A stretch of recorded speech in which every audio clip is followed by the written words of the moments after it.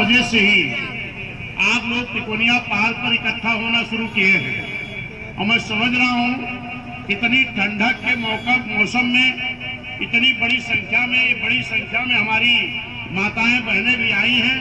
मैं इनका भी बहुत बहुत धन्यवाद देता हूं, क्योंकि जिस तरीके से अमित शाह जी जो गृह मंत्री जी हैं, भाजपा के नेता हैं, इन्होंने जिस तरीके से अपमानजनक टिप्पणी बाबा साहब पर की है, उससे खास तौर पर हमारी माताओं बहनों में, SC ST में, OBC समाज में, माइनॉरिटी समाज में और जो बाबा साहब के संविधान पर विश्वास रखने वाले लोग हैं, ऐसे सभी जाति समाज के लोगों में बहुत बड़ा गुस्सा है।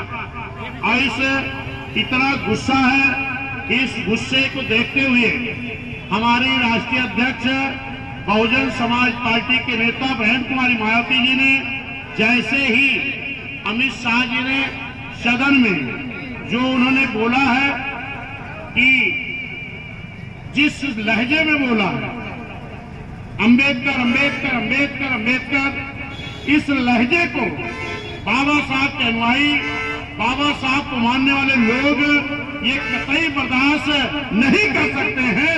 ये आप लोगों ने आज धरना दे करके ये सिद्ध करने का काम किया है। मेरे साथियों, ये अंबेडकर अंबेडकर अंबेडकर ये कोई फैशन बना लिए हैं, तो ये मैं कहना चाहता हूं माननीय अमित शाह जी, जो स्वर्ग की बात आप कर रहे हो, उस स्वर्ग को आप जाके ले लो, लेकिन ये हमारा Bahujan Samaj, SC ST OBC minority समाज, अगर इसको स्वर्ग मिला है तो बाबा साहब के संविधान के बदौलत स्वर्ग मिला है और इसी स्वर्ग में ये विश्वास करता है। हमें मानना है कि अगर बाबा साहब संविधान में जगह नहीं दिए होते तो आज इस देश की हमारी माताएं बहनें, इन हमारी महिलाओं को, चाहे जिस जाति धर्म समाज की हैं, अगर बाबा साहब ने संविधान में जगह नहीं दिए होते तो इनको पढ़ने लिखने का अधिकार नहीं मिला होता। आज जो माननीय अमित शाह जी जो पार्लियामेंट के मेंबर हैं, अगर बाबा साहब सभी जाति धर्म समाज के लोगों को वोट का अधिकार नहीं दिए होते तो आपको पार्लियामेंट जाने का ही मौका नहीं मिला होता। माननीय बहन जी ने कहा है कि अमित शाह जी आपको माफी मांगनी होगी, आपको पश्चाताप करना होगा। मैं तो ये भी कहता हूं माननीय अमित शाह जी, आप अगर पार्लियामेंट गए हो तो बाबा साहब के वोट के बदौलत गए हो। अगर आप उन बाबा साहब का सम्मान नहीं कर सकते, बाबा साहब के बनाए हुए संविधान से देश चलता है, अगर आप बाबा साहब का सम्मान नहीं कर सकते तो आपको बाबा साहब के दिए हुए वोट के अधिकार से जो आप पार्लियामेंट सदस्य बने हो उस पर भी आपको रहने का अधिकार नहीं होता है। हमारे साथियों, आज मैं देख रहा हूं तमाम लोग वोट की राजनीति के लिए बाबा साहब के नाम पर धरना प्रदर्शन कर रहे हैं। मैं इसे सभी दलों को कहता हूं कि अगर इस देश में कोई पार्टी है जो बाबा साहब के संविधान को ईमानदारी से लागू करना चाहती है, जो बाबा साहब के संविधान को पूरी तरह इस देश में लागू करना चाहती है, तो एक ही पार्टी है बहुजन समाज पार्टी, एक ही नेता है बहन कुमारी मायावती जी। मैं ये बात क्यों कह रहा हूं? क्योंकि आपको मालूम होगा इस देश के बड़े प्रदेश उत्तर प्रदेश में मान्या बहन जी की सरकार थी। मान्या बहन जी सरकार में रहते हुए इस देश में जो बाबा साहब के दिए हुए आरक्षण के बल पर हमको नौकरी मिलती थी, उन नौकरी में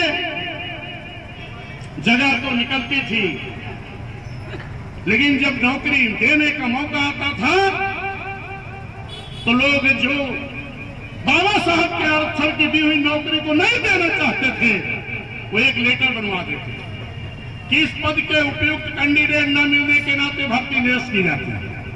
और इस तरीके से निरस्त करके कई लाख नौकरियां आज खाली पड़ी हैं और SC, ST, OBC समाज का नौजवान बेरोजगार घूम रहा है। इस भर्ती को बैकलॉग कहते हैं। और ये बैकलॉग की भर्ती इस देश की जितनी भी सरकारें रही है, चाहे कांग्रेस की रही हो, चाहे समाजवादी की रही हो, चाहे आज भारतीय जनता पार्टी की हो, वो बैकलॉग भर्ती करने की बात नहीं करती। बहन जी भर्ती कर रही थी,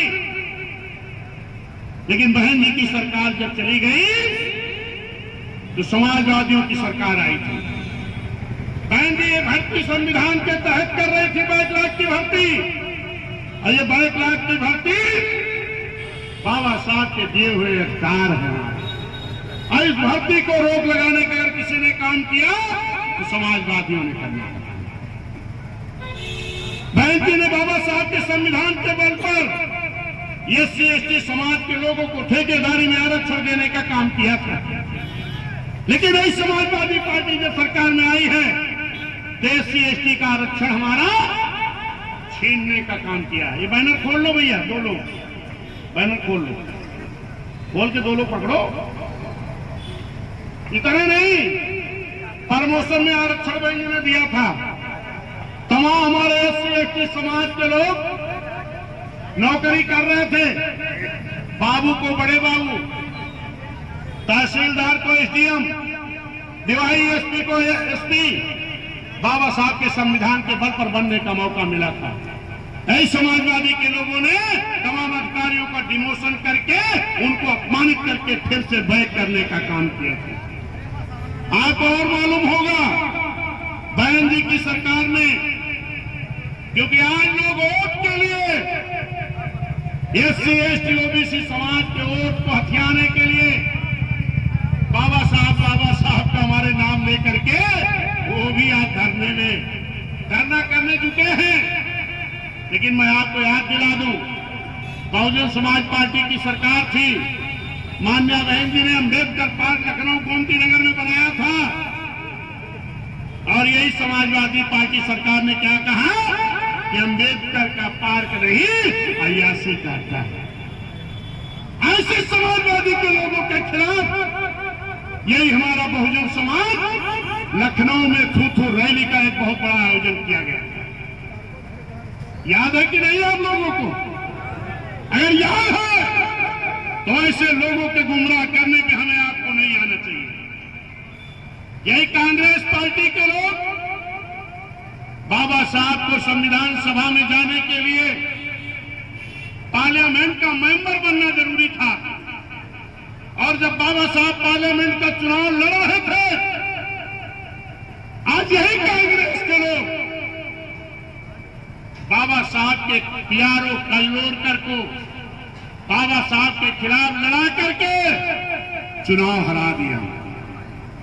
लेकिन ये मेरे साथियों, बाबा साहब चुनाव नहीं हारते, क्योंकि बाबा साहब को चुनाव हराया गया था मात्र 15-16 हजार से। लेकिन बाबा साहब को जो वोट मिले थे, उन वोट में 75,000 वोट इन कांग्रेसियों ने अनवैलिड करा दिया था, तब बाबा साहब को हरा पाए हैं। आज तमाम कांग्रेसी कहते हैं कि वो पुरानी कांग्रेसी नहीं है। क्या राहुल बाबा, क्या राहुल गांधी, प्रियंका गांधी जी ने कांग्रेस का मैनिफेस्टो बदल दिया है क्या? बायलान बदल दिया है क्या? अगर नहीं तो बाबा साहब के नाम पर ये बहुजन समाज को गुमराह करने का काम ना करें। ये बहुजन समाज समझदार हो गया है, इसको मालूम है कि हमारा हित कहां है। यही कांग्रेस के लोग 52% पिछड़े समाज के लिए बाबा साहब ने आर्टिकल 340 के तहत व्यवस्था दिया था कि जब सरकारें बनेगी तो फिर से सर्वे करके कमेटी बनेगी, सर्वे होगा, आरक्षण दिया जाएगा। आप सभी लोगों को ये मालूम होना चाहिए 1955 में काका काल कर आयोग की कमेटी बनी और उसकी रिपोर्ट 57 में आ गई, लेकिन कांग्रेस के लोगों ने काका कालेकर आयोग की रिपोर्ट नहीं लागू होने दिया, पिछड़ों का आरक्षण नहीं लागू होने दिया। जिन बाबा साहब के संविधान के बल पर इस देश के लोग हुकूमत तो करते थे, सरकारें चलाते थे, लेकिन बाबा साहब को भारत रत्न की उपाधि भी नहीं दे पाए थे कांग्रेस। बाबा साहब को भारत रत्न की उपाधि कब मिली है? 90 में, जब गैर कांग्रेसी सरकार बनी थी। माननीय बीपी सिंह जी प्रधानमंत्री थे, माननीय कांसी राम साहब पूरे देश में आंदोलन शुरू किए और उस वक्त बहुजन समाज पार्टी के 3 मेंबर जीत के आए थे पार्लियामेंट के। बहन मायावती जी बिजनौर से, रामकृष्ण यादव जी आजमगढ़ से, हरवली सिंह लाखा जी पंजाब से। माननीय कांसी राम साहब ने कहा, बहन जी आप तीनों पार्लियामेंट मेंबर को लेकर के पार्लियामेंट के अंदर आंदोलन करेंगी, और माननीय साहब वोट पर आंदोलन शुरू किया। और ये पूरे बहुजन समाज के लोग पूरे देश में आंदोलन शुरू किए और ये नारा लगा रहे थे कि मंडल कमीशन लागू करो वरना कुर्सी खाली करो। ये मेरे साथियों, मैं इन बातों को काट काट के इसलिए बोल रहा हूं कि समय हो रहा ज्ञापन देने का, लेकिन साथियों मैं ये बताना चाहता हूं, है पिछड़े समाज के लोग, बाबा साहब के मानने वाले लोग, अगर माननीय साहब बहन जी संघर्ष नहीं करती, गैर कांग्रेसी सरकार 90 में नहीं होती, तो हमारे बाबा साहब को ये कांग्रेसी लोग भारत रत्न की उपाधि भी नहीं देते। 90 में बाबा साहब को भारत रत्न की उपाधि मिली है और 90 में पिछड़ों को मंडल कमीशन की आयोग रिपोर्ट लागू करा करके आरक्षण मिला है। ये मेरे सम्मानित साथियों, मैं आप सभी लोगों से निवेदन करूंगा, एक भी साथी हमारे जाएंगे नहीं, एक लाइन से कतार में खड़े हो जाएंगे। और ये तो बैनर बने हैं, एक बैनर आगे आगे, फिर एक बीच में, एक पीछे लेके चलेंगे, और ये तख्तियां सभी लोग हाथ में लेके ऊपर उठा के चलेंगे, नारा लगाते हुए चलेंगे। और ये हमारे